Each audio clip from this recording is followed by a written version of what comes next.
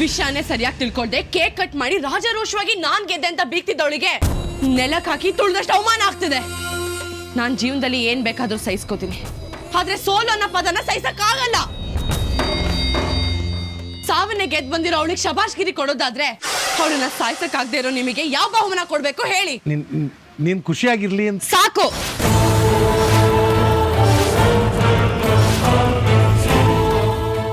ಸುಳ್ಳಿಂದ ಯಾರು ಯಾವತ್ತೂ ಖುಷಿಯಾಗಿರೋಕ್ ಸಾಧ್ಯ ಇಲ್ಲ.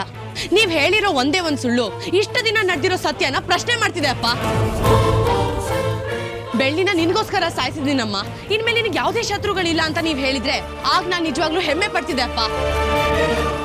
ಸತ್ತಿರೋ ಆ ಬೆಳ್ಳಿ ಡೆಡ್ ಬಾಡಿ ಮುಂದೆ ಕೂತು ಅವ್ಳ ಕಣ್ ಮುಚ್ಚಿರೋ ಮುಖ ನೋಡ್ತಾ ಇದ್ರೆ ಆಗ ನನ್ ಮುಖದಲ್ಲಿ ಬರುತ್ತಲ್ಲಪ್ಪ, ಅದು ಖುಷಿ ಅಂದ್ರೆ, ಅದು ನನ್ನ ನಗು ಅಂದ್ರೆ. ಏನಾಗ್ತಿದೆ ಅಂತ ನೀವ್ ಹೇಳಿಲ್ಲ, ಎಲ್ಲ ಮುಗ್ದಿಲ್ಲ ಅಂತ ನಮಗ್ ಗೊತ್ತಾಗಿಲ್ಲ. ಈಗ ಎಲ್ರು ಸೇರ್ಕೊಂಡು ಮುಂದೆ ಏನು ಅಂತ ಯೋಚನೆ ಮಾಡೋ ಮಟ್ಟಕ್ಕೆ ತಂದಿಟ್ರಿ. ಬರೋಳ್ ಬಂದ್ಲು, ಆದ್ರೆ ನಮ್ಮೆಲ್ರನ್ನ ಸೇರಿಸಿ ಬೆಂಕಿ ಹಚ್ತಾಳೆ ಅಂತ ಅನ್ಕೊಂಡಿರ್ಲಿಲ್ಲ. ಈ ಅಣ್ಣ ಬೇರೆ ಅವಳ ಹೆಸರಿಗೆ ಆಸ್ತಿ ಬರಿತಾನಂತೆ. ಚುಳುನ ಹೀಗೆ ಬಿಟ್ರೆ ಮಾಯನ್ ಜಾಗನ ಕಿತ್ಕೊಂಡು ನಮ್ಮೆಲ್ರಿಗೂ ಮಣ್ಣು ಮುಕ್ಕಿಸ್ತಾಳೆ. ನೀವ್ ಹೇಳ್ತಿರೋದು ಕರೆಕ್ಟ್ ಆಗಿದೆ. ಅದಕ್ಕೆ ಅವಳು ವಾಪಸ್ ಬಂದಿರೋದೇ ನನ್ನನ್ನ ರೀಪ್ಲೇಸ್ ಮಾಡೋದಕ್ಕೆ. ಇವತ್ ಬೆಸ್ಟ್ ಅಂತ ಅನಿಸ್ಕೊಂಡಿರೋ ನನಗೆ ನಾಳೆ ವೇಸ್ಟ್ ಅಂತ ಅನಿಸ್ಕೊಳ್ಳೋಕೆ ರೆಡಿ ಇಲ್ಲ. ಅವಳನ್ನ ನಾನೇ ನನ್ನ ಕೈಯಾರ ಬಾವಿಗೆ ತಳ್ಳಿದ್ದೀನಿ ಮಗಳೇ, ಆದ್ರೂ ಅವಳು ಸತ್ತಿಲ್ಲ ಅಂದ್ರೆ ನನಗೆ ಅರ್ಥ ಆಗ್ತಾ ಇಲ್ಲ. ಆ ಡಾಕ್ಟ್ರು ಹೋಗಿ ಯಾಕಾದ್ರೂ ಕಾಪಾಡದ್ನ ಅವಳನ್ನ? ಸ್ವಲ್ಪ ಹೊತ್ತು ಬಿಟ್ಬಿಟ್ಟಿದ್ರೆ ಅವಳು ಅಲ್ಲೇ ಸತ್ತೋಗಿರೋಳು.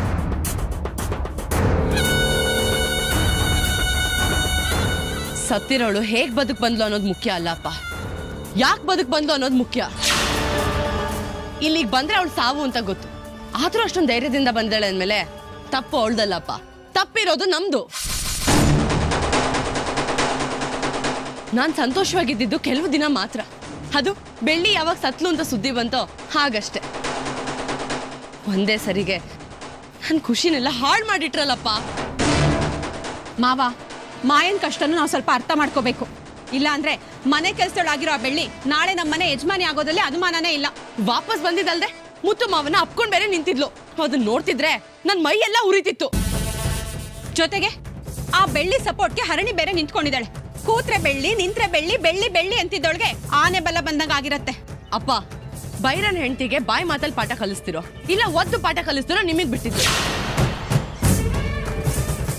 ಆನೆ ಬಲ ಇದೆ ಅಂತ ಎಗರಾಡ್ತಿದ್ದಾಳೆ, ಆದ್ರೆ ಅದೇ ಆನೆ ಕಾಲಿಗೆ ಬಲಿ ಆಗ್ತಾಳೆ ಅಂತ ಅವಳಿಗೆ ಇನ್ನೂ ಗೊತ್ತಿಲ್ಲ.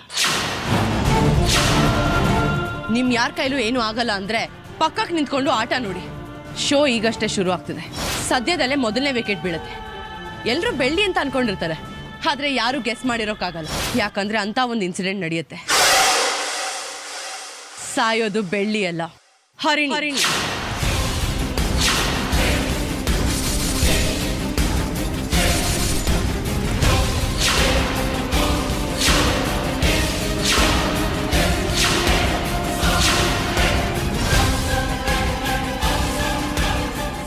ದೇವಸ್ಥಾನಕ್ಕೆ ಹೋಗ್ಬಿಟ್ಟು ಬರ್ತಿದ್ದೀರಾ? ಮುಂದೆ ಏನಾಗತ್ತೆ ಅಂತ ನೀವೇ ನೋಡ್ತೀರಿ.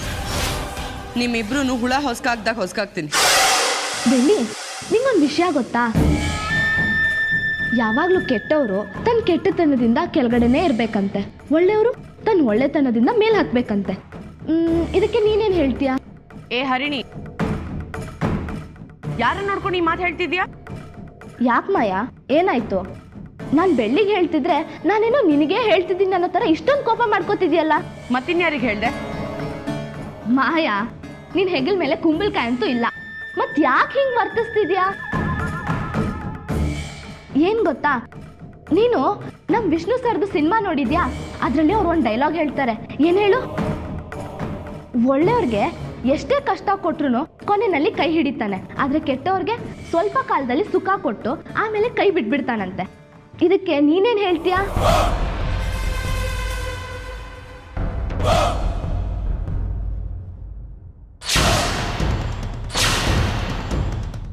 ಅಯ್ಯೋ, ಏನ್ ಮಾಡಕ್ಕಾಗುತ್ತೆ ಮಾಯಾ? ದೇವ್ರು ಯಾರ್ಯಾರಿಗೆ ಏನೇನ್ ಬರ್ದಿರ್ತಾನೋ ಅದೇ ಆಗೋದು, ಏನು ಮಾಡಕ್ಕಾಗಲ್ಲ. ಬೆಳ್ಳಿ, ಬಾ ನಾವು ಹೋಗೋಣ.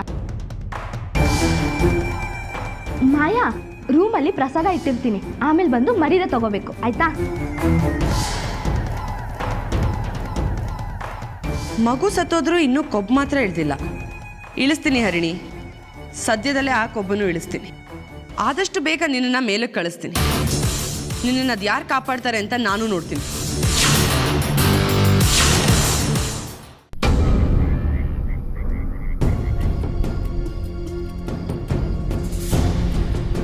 ಮಾವ ಮಾವೋ ಏನಿಡ ಇದು ಯಾಕೆ ಮಾವ ಇಷ್ಟೊಂದು ಕುಡಿತಾ ಇದೀಯಾ? ಓಸಿ ಜಾಸ್ತಿ ಆಗ್ಲಿಲ್ವಾ?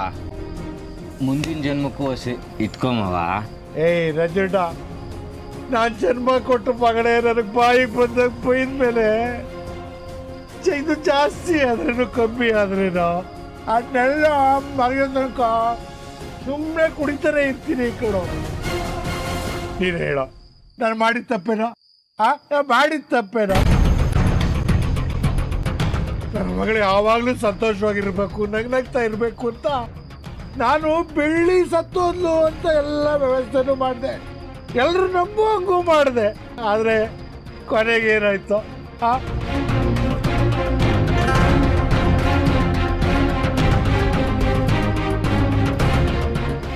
ನನ್ನ ಮಗಳಿದ್ದಾಳಲ್ಲ, ಅವಳು ಅರ್ಥನೇ ಮಾಡ್ಕೊಳ್ಳಿಲ್ಲ ಕಣೋ. ಎಲ್ಲರ ಎದುರುಗಡೆ ಅವಮಾನ ಮಾಡ್ತಾಳೆ. ಅವಳು ಅವಮಾನ ಮಾಡಿದ್ಮೇಲೆ ನಾನು ಹೇಗೋ ತಡ್ಕೋಬೇಕು? ಹಂಗಂತ ಹಿಂಗೆ ಕುಡಿದ್ರೆ ಪ್ರಾಬ್ಲಮ್ ಸಾಲ್ವ್ ಆಗಲ್ಲ. ಬೆಳಿಗ್ಗೆ ಎದ್ಮೇಲೆ ತಲೆನೋವು ಬರುತ್ತೆ ಅಷ್ಟೇ. ಏಯ್ ನಂಜುಂಡ, ಆ ಬೆಳ್ಳಿ ಸತ್ರೇನೆ ಕಣೋ ನನಗೆ ಸಮಾಧಾನ ಆಗೋದು.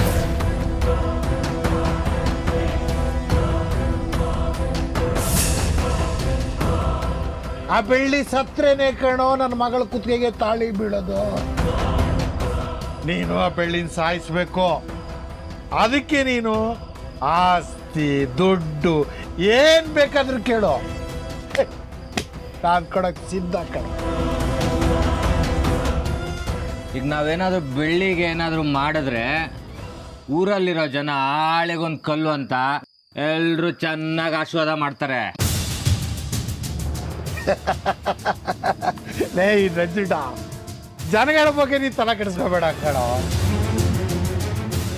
ಪೊಲೀಸು, ಕೋರ್ಟು, ಕೇಸು ಏನೇ ಬರ್ರಿ, ನಾನಿದ್ದೀನಿ ಕಣ, ನಾನು ನೋಡ್ಕೋತೀನಿ. ಆ ಬೆಳ್ಳಿನ ನೀನು ಸಾಯಿಸ್ತೀನಿ ಅಂತ ಭಾಷೆ ಕೊಡೋ. ಏಯ್ ಭಾಷೆ ಕೊಡೋ. ಮಾವ, ಬೆಳ್ಳಿ ಜೀವ ತೆಗಿ ಅಂತ ಇಷ್ಟೊಂದು ಹೇಳ್ತಿದ್ಯಲ್ಲ, ಅದಕ್ಕಿಂತ ಒಂದು ದೊಡ್ಡ ವಿಷಯ ಇದೆಯಾ ಅಂತ ನಿನ್ಗೇನಾದರೂ ಗೊತ್ತಾ? ಗೊತ್ತಾ? ಲೇ ದಡ್ಡ, ಬೆಳ್ಳಿಗಿಂತ ದೊಡ್ಡ ವಿಷಯ ಇರೋಕ್ಕೆ ಚಾನ್ಸೇ ಇಲ್ಲ ಕಣೋ. ಏಯ್ ಕುಡಿದ್ಬಿಟ್ಟು ಏನೇನೋ ಮಾತಾಡ್ತೀವಿಲ್ಲ. ಬೆಳ್ಳಿ ಒಂದು ಚಿಕ್ಕ ಕಲ್ಲು, ಅದಕ್ಕಿಂತ ಒಂದು ದೊಡ್ಡ ಬಂಡೆ ಇದೆ. ಅದೇನಾದ್ರು ಬಿತ್ತು ಅಂದರೆ ನೀನು ಅಪ್ಪಚ್ಚಿ. ಅದೇನಂತ ಹೇಳ್ತೀನಿ ಬಾ. ಎಲ್ಲಿಗೋ ಇಟ್ಕೊಳ್ಳೋ.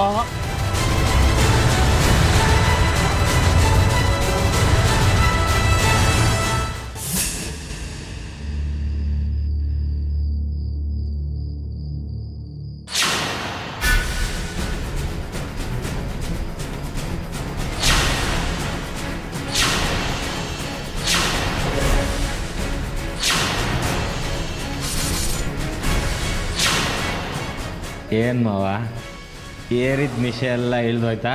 ಮೀನಾಕ್ಷಿ, ನೀನು ಯಾವ ಮೀನಾಕ್ಷಿಗೋಸ್ಕರ ಇಷ್ಟು ದಿನ ಹುಡುಕ್ತಾ ಇದ್ಯೋ ಅದೇ ಮೀನಾಕ್ಷಿ. ಇವಳು ಹೇಗೋ ನಿನ್ನ ಕೈಗೆ ಸಿಕ್ಕಾಕೊಂಡ್ಲು, ಇನ್ನೂ ಇವಳ ಜೀವತ್ತು ಬಿಟ್ಟಿದ್ದೀರಲ್ಲೋ. ಏಯ್ ಸಾಯಿಸ್ನು. ಕೂಲ್ ಮಾವ, ಕೂಲ್. ನೀನು ಇಷ್ಟೊಂದು ಎಕ್ಸೈಟ್ ಆಗ್ಬಿಟ್ರೆ ಆಮೇಲೆ ಮೇಲಕ್ಕೆ ಎಕ್ಸೈಟ್ ಆಗ್ಬಿಡ್ತೀಯ. ಕೂಲ್. ಏಯ್, ಇವಳು ಕಲ್ಯಾಣ ಮಂಟಪದಲ್ಲಿ ಬಚಾವಾಗ್ಬಿಟ್ಟಿದ್ಲು, ಈಗ ನಿನ್ನ ಕೈಗೆ ಸಿಕ್ಕಾಕೊಂಡಿದ್ದಾಳೆ. ನೀನು ಹೇಳಿದ್ದು ನಿಜ. ಇವಳು ಬೆಳ್ಳಿಗಿಂತಲೂ ಡೇಂಜರು. ಇವಳೇನಾದರೂ ಬಾಯಿ ಬಿಟ್ರೆ ನಾನು ಮಾತ್ರ ಅಲ್ಲ, ನಿನ್ನ ಕಥೆನೂ ಅಷ್ಟೇ.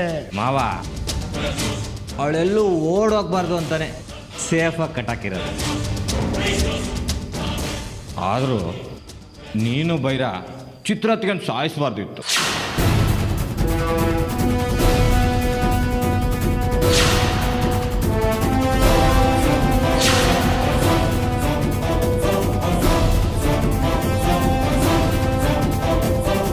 ಅವತ್ತೇ ಇವನೇನಾದ್ರೂ ನನ್ನ ಕೈಗೆ ಸಿಕ್ಕಿದ್ದಿದ್ರೆ ಇವನ್ ಜನ್ಮ ಜಾಲಾಡ್ಬಿಡ್ತಿದ್ದೆ.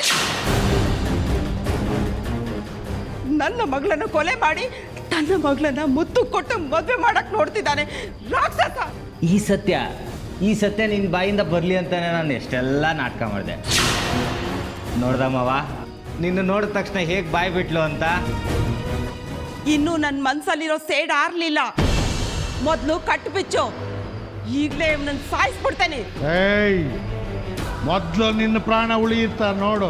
ಈಗ ಗೊತ್ತಾಯ್ತಮ್ಮವ, ನಾವು ಮೊದಲು ಸಾಯಿಸ್ಬೇಕಾಗಿರೋದು ಸತ್ತು ಬದುಕಿರೋ ಬೆಳ್ಳಿನಲ್ಲ, ಇವಳನ್ನ ಅಂತ. ಬೆಳ್ಳಿ ಸತ್ತಿಲ್ವಾ? ಬದುಕಿದ್ದಾಳ? ಯಾಕೆ ನೀನು ಹೋಗಿ ಅವಳಿಗೆ ನನ್ನ ಆರತಿ ಮಾಡ್ತೀಯಾ? ಆರ್ತಿನ ನಾನ್ ಮಾಡಲ್ಲ. ಮುತ್ತುನ ಮದ್ವೆ ಆಗಿ ಬೆಳ್ಳಿ ಮನೆಗೆ ಬರ್ತಾಳಲ್ಲ, ಆಗ ಆರ್ತಿ ಮಾಡಿ ನೀವೇ ಮನೆ ತುಂಬಿಸ್ಕೋತೀರಾ. ಮಾಯಾ ಮುತ್ತುನ ಮದ್ವೆ ಆಗ್ತಾಳೇನೋ ಕನಸು ಕಾಣ್ತಿದ್ಯಲ್ಲ, ಅದೆಲ್ಲ ನಿನ್ನ ಭ್ರಮೆ. ಬೆಳ್ಳಿ ಯಾವತ್ತಿದ್ರು ಮುತ್ತುನೇ ಮದ್ವೆ ಆಗೋದು, ಇದು 100ಕ್ಕೆ 100 ಸತ್ಯ. ಇವಳು ಯಾಕೋ ಅತಿಯಾಗಿ ಆಡ್ತಿದ್ದಾಳೆ ಮಾವ. ಇವಳು ಹೀಗೆ ಬಿಟ್ರೆ ನಮಗೆ ಎಳ್ಳು ನೀರು ಬಿಟ್ಬಿಡ್ತಾಳೆ ಅಷ್ಟೇ. ಅದಕ್ಕೆ ಇವತ್ತೇ ಇವಳನ್ನ ಮೇಲೆ ಕಳಿಸಿದ್ರೆ ಮುಂದೆ ನಮ್ಗೆ ಯಾವತ್ತೂ ಇವಳಿಂದ ತೊಂದರೆ ಬರೋದಿಲ್ಲ. 1 ನಿಮಿಷ ಇರು. ಅಯ್ಯೋ, ಇದೇನಿದು? ಈ ಅಪ್ಪ ಇವತ್ತು ನೀನು ಇಲ್ಲೇ ಮುಗಿಸೋ ಥರ ಕಾಣಿಸ್ತಾನೆ. ನಾನೇ ಎಷ್ಟೋ ಪರವಾಗಿಲ್ಲ.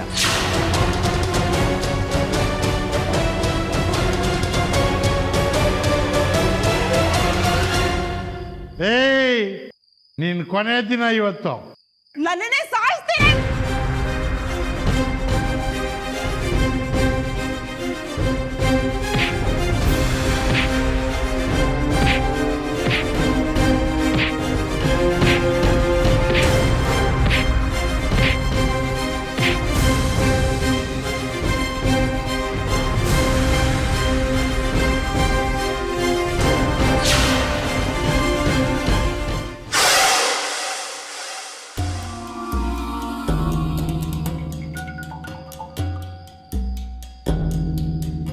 ಮಾಯಾ, ಲಾಫಿಂಗ್ ಗ್ಯಾಸ್ ಸ್ಪ್ರೇ ಇಟ್ಕೊಂಡು ಏನು ಮಾಡ್ತಿದ್ಯಾ?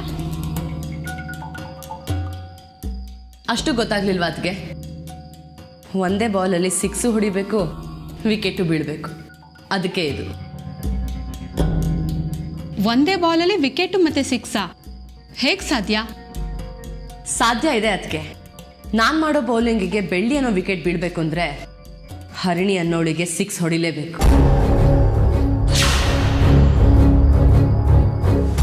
ಸ್ವಲ್ಪ ಹೊತ್ತಿಗೆ ಮುಂಚೆ ಹರಿಣಿ ಎಷ್ಟು ಪೊಗರಿಂದ ಮಾತಾಡಿ ಹೋದ್ಲು ಗೊತ್ತಾ ಅದಕ್ಕೆ? ಅವಳಿಗೆ ಪಾಠ ಗೀಟ ಕಲಿಸಲ್ಲ, ಡೈರೆಕ್ಟಾಗಿ ಯಮಲೋಕಕ್ಕೆ ಕಳಿಸ್ಬೇಕು ಅಂತ ಡಿಸೈಡ್ ಮಾಡಿದ್ದೀನಿ. ಬೈರನ್ಗೆ ಇನ್ನೊಂದು ಮದುವೆ ಮಾಡಿದ್ರಾಯ್ತು. ನೀವು ಅದು ಟೆನ್ಷನ್ ತಗೋಬೇಡಿ. ನಾನು ಅದಕ್ಕೆಲ್ಲ ಮಾಯಾ ಟೆನ್ಷನ್ ಆಗಿರೋದು. ಈ ಲಾಫಿಂಗ್ ಗ್ಯಾಸಿಂದ ಇದೆಲ್ಲ ಮಾಡೋಕ್ಕೆ ಹೇಗೆ ಸಾಧ್ಯ? ಹರಿಣಿ ಕಲಾಸ್ ಆದರೆ ಬೆಳ್ಳಿ ಆರ್ಭಟ ಏನೂ ನಡೆಯಲ್ಲ. ಆಗ ಅವಳನ್ನ ಈಸಿಯಾಗಿ ಚೆಸ್ ಪಾನ್ ಥರ ಯೂಸ್ ಮಾಡ್ಕೋಬೋದು. ಆದರೆ ಅದಕ್ಕೂ ಮುಂಚೆ ಹರಿಣಿನ ಫಿನಿಶ್ ಮಾಡಲೇಬೇಕು. ಏನು ಪ್ಲ್ಯಾನು? ಪ್ಲ್ಯಾನ್ ತುಂಬ ಸಿಂಪಲ್ ಅದಕ್ಕೆ. ನಾಳೆ ಒಂದು ವಿಷ ತುಂಬಿರೋ ಹಾವಿಗೆ ಹೇಳಿದ್ದೀನಿ. ಹರಿಣಿ ಟ್ಯಾಂಕ್ ಹತ್ರ ಹೋಗಿ ಕೈ ಹಿಡ್ತಿದ್ದಾಗೆ ಹಾವು ರಪ್ಪ ಅಂತ ಕಚ್ಚಿ ನಮ್ಮ ಕೆಲಸನ ಸಲೀಸ್ ಮಾಡಿಕೊಡು. ಬೆಳ್ಳಿಗೆ ಗೊತ್ತಿಲ್ಲದೆ ಇರೋ ಹಾಗೆ ಲಾಫಿಂಗ್ ಸ್ಪ್ರೇ ಹೊಡೆದಿರ್ತೀವಿ. ಆಗ ಅವಳು ಏನೂ ಗೊತ್ತಿಲ್ಲದೆ ಹರಿಣಿ ಸತ್ತಿದ್ರು ಅವಳು ನೋಡಿ ನಗ್ತಿರ್ತಾಳೆ. ಆಗ ಊರಿನ ಜನ ಎಲ್ಲ ಏನಂತ ಅನ್ಕೋತಾರೆ? ಬೆಳ್ಳಿ ಹುಚ್ಚಿ, ಹರಿಣಿ ಸಾವಿಗೆ ಅವಳೇ ಕಾರಣ ಅಂತ ಅವಳನ್ನ ಕರ್ಕೊಂಡೋಗಿ ಹುಚ್ಚಾಸ್ಪತ್ರೆಗೆ ಸೇರಿಸ್ತಾರೆ. ಅಲ್ಲಿಗೆ ನೀನು ಹೇಳ್ದಾಗೆ ಒಂದೇ ಬಾಲ್ಗೆ 6 ಹೊಡಿಬೋದು, ವಿಕೆಟು ಬೀಳಿಸ್ಬೋದು. ಆದರೆ ಆ ಹರಿಣಿನ ಟ್ಯಾಂಕ್ವರೆಗೂ ಕಳ್ಸೋದು ಹೇಗೆ? ನಾನೀಗಾಗಲೇ ಟ್ಯಾಂಕಲ್ಲಿ ಒಂದು ಸತ್ತಿರೋ ಹೆಗ್ಣನ ಹಾಕಕ್ಕೆ ಒಬ್ಬ ಆಳಿಗೆ ಹೇಳಾಗಿದೆ. ನಾಳೆ ಬೆಳಿಗ್ಗೆ ಬೆಳ್ಳಿ ಅಡುಗೆ ಮನೆಗೆ ಹೋಗಿ ಮುತ್ತು ಮಾವಂಗೆ ಕಾಫಿ ಮಾಡ್ಕೊಡಕ್ಕೆ ಹೋಗ್ತಾಳೆ. ಆಗ ಟ್ಯಾಪ್ ಓಪನ್ ಮಾಡಿದಾಗ ಕೆಟ್ಟ ವಾಸನೆ ಬರುತ್ತೆ. ಅದನ್ನ ಅವಳು ಹರಿಣಿಗೆ ಹೇಳ್ತಾಳೆ. ಹರಿಣಿ ಏನು ಮಾಡ್ತಾಳೆ? ಏನಾಗಿದೆ ಅಂತ ನೋಡೋದಕ್ಕೆ ಮೇಲೆ ಟ್ಯಾಂಕ್ ಹತ್ರ ಹೋಗ್ತಾಳೆ. ನಾವಲ್ಲಿ ಆಲ್ರೆಡಿ ಹಾವನ್ನ ಇಟ್ಟಿರ್ತೀವಿ. ನನ್ನ ಎದುರಾಕೊಂಡಿರೋ ತಪ್ಪಿಗೆ ಹರಿಣಿ ಸೀದಾ ಸ್ಮಶಾನಕ್ಕೆ, ಬೆಳ್ಳಿ ಹುಚ್ಚಾಸ್ಪತ್ರೆ. ಆದರೆ ಈ ಪ್ಲ್ಯಾನಲ್ಲಿ ಹರಿಣಿ ಮಾತ್ರ ಸಾಯಬೇಕು. ಒಂದು ವೇಳೆ ಇಬ್ರಿಗೂ ಹೆಚ್ಚು ಕಮ್ಮಿ ಆದರೆ ತುಂಬ ಪ್ರಾಬ್ಲಮ್ ಆಗುತ್ತೆ ಅದಕ್ಕೆ. ಏನೂ ಆಗಲ್ಲ. ಹರಿಣಿ ಸ್ವಲ್ಪ ಚಾಲಾಕಿ ಇದ್ದಾಳೆ. ಅವಳನ್ನ ಏಮಾರಿಸಿದ್ರೆ ಈ ಕೆಲಸ ಆದ ಹಾಗೆ. ಈಗ ರೂಮಲ್ಲಿ ಏನಾದರೂ ಮಾತಾಡ್ತಿರ್ತಾರೆ. ಯಾವ ವಿಷಯ ಮಾತಾಡ್ತಿದ್ದಾರೆ ಅಂತ ತಿಳ್ಕೊಂಡು ಬನ್ನಿ. ನಾನು ಹಾಫ್ತರ ಅವನಿಗೆ ಫೋನ್ ಮಾಡ್ತೀನಿ. ಆಯ್ತು ಮಾಯಾ.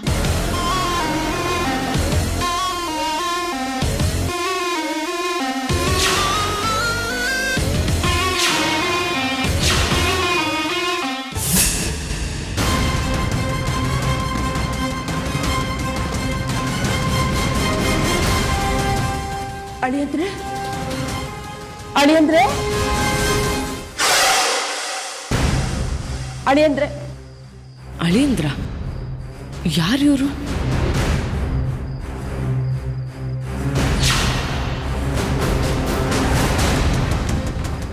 ಅಳಿಯಂದ್ರ ಯಾರು ಬೇಕಿತ್ತು ನಿಮಗೆ?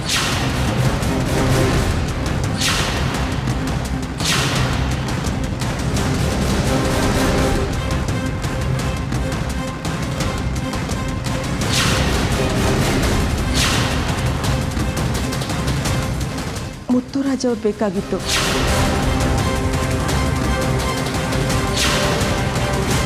ದಿಢೀರಂತ ಬಂದು ಅವ್ರನ್ನ ಕರೀರಿ ಅಂತ ಹೇಳೋದಕ್ಕೆ ಅವ್ರು ನಿಮ್ಮ ಮನೆ ಆಳಲ್ಲ. ಮೊದಲು ನೀವ್ಯಾರಂತ ಹೇಳಿ. ಅದು ಅಳಿಯಂದ್ರು ಅಂತಿದ್ರಿ. ಹೌದಮ್ಮ, ಮುತ್ತುರಾಜು ನಮ್ಮ ದೂರದ ಸಂಬಂಧದಲ್ಲಿ ನನಗೆ ಅಳಿಮಯ್ಯ ಆಗಬೇಕು. ನಾನು ಈ ಊರಿಗೆ ಬಂದಿದ್ನಲ್ಲ, ಹಾಗೆ ಮಾತಾಡ್ಸ್ಕೊಂಡು ಹೋಗವ ಅಂದ್ಕೊಂಡೆ. ಸ್ವಲ್ಪ ಇದ್ರೆ ಕರಿತೀರಿ? ಮುತ್ತು ಮಾವ ಮನೇಲಿಲ್ಲ, ಕೆಲಸದ ಮೇಲೆ ಸಿಟಿಗೆ ಹೋಗಿದ್ದಾರೆ. ಅವ್ರು ವಾಪಸ್ ಬರೋದು 2 ದಿನ ಆಗುತ್ತೆ. 2 ದಿನಾನ? ಏನು ವಿಷಯ ಅಂತ ಹೇಳಲಿಲ್ಲ ನೀವು? ಊರಿಗೆ ಹೋಗೋಕ್ಕೆ ದುಡ್ಡೇನಾದರೂ ಬೇಕಿತ್ತಾ? ದುಡ್ಡೇನು ಬೇಡ, ಅವ್ರ ಫೋನ್ ನಂಬರ್ ಇದ್ರೆ ಕೊಡಿ. ಸರಿ, 1 ನಿಮಿಷ.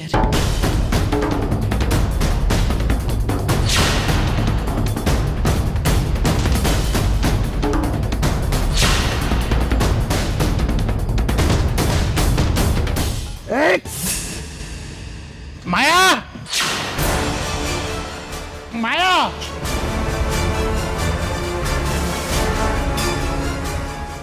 ಮಾಯಾ,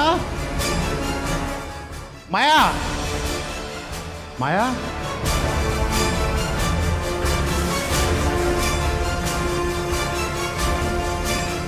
ಮಗಳೇ,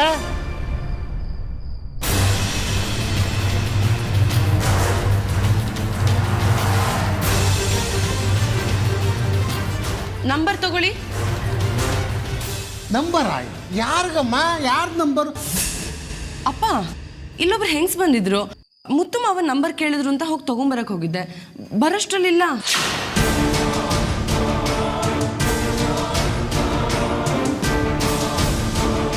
ಹೆಂಗ್ಸ? ಅವಳು ನೋಡಕ್ಕೆ ಹೆಂಗಿದ್ಲು? ಕೈಯಲ್ಲೊಂದು ಬ್ಯಾಗ್ ಇತ್ತು, ತಲೆ ಮೇಲೆ ಸರಗು ಹೊತ್ಕೊಂಡಿದ್ರು. ಸ್ವಲ್ಪ ವಯಸ್ಸಾಗಿತ್ತಪ್ಪ. ಯಾಕೆ? ಅವಳನ್ನ ಹುಡುಕೊಂಡೆ ನಾವು ಇಲ್ಲಿಗೆ ಬಂದಿದ್ದು. ಅವಳು ಬೇರೆ ಯಾರು ಅಲ್ಲಮ್ಮ, ಸತ್ತೋದ್ಲಲ್ಲ ಚಿತ್ರ, ಅವ್ರ ತಾಯಿ ಮೀನಾಕ್ಷಿ.